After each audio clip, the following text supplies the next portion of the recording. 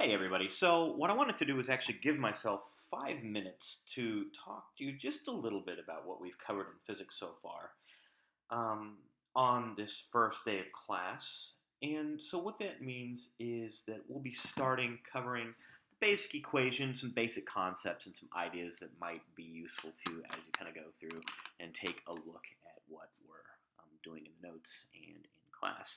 So, of course, we started day one with the Earth Moon Lab.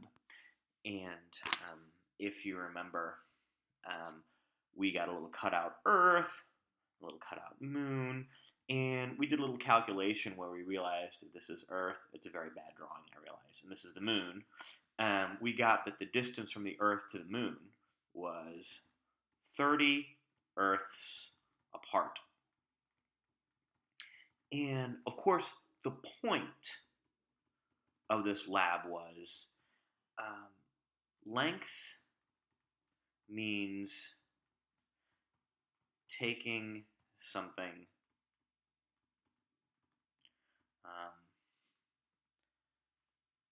and building a ruler out of it by repeating units of it.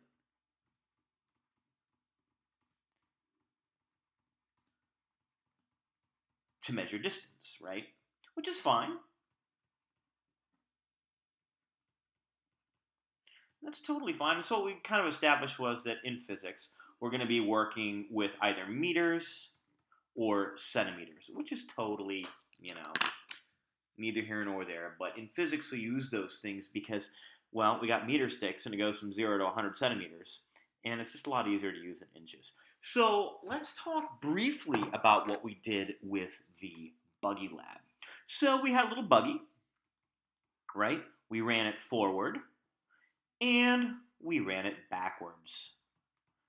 And so what I want to do is just summarize very quickly what we came up with.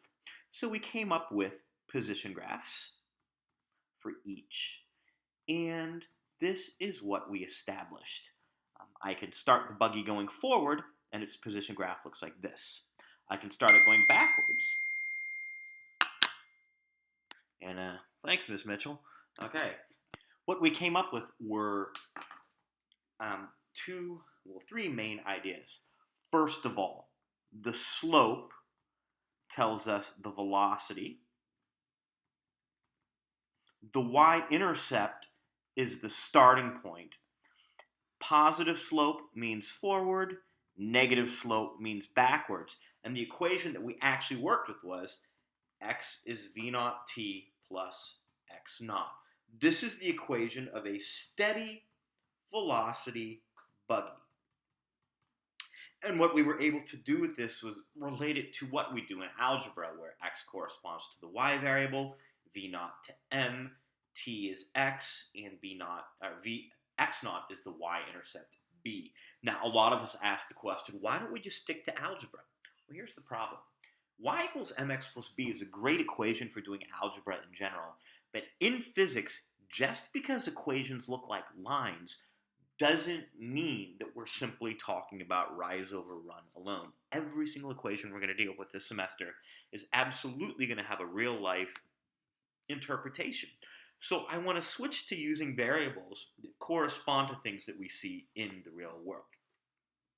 So what we're going to take a look at in the homework is how we apply this equation and our knowledge of how to graph buggy position versus time to solve some problems. So when you take a look at the homework, and I'm going to have those solutions in the next set of videos, hopefully you'll be able to kind of tie it together with this fundamental physics we did playing with the buggies.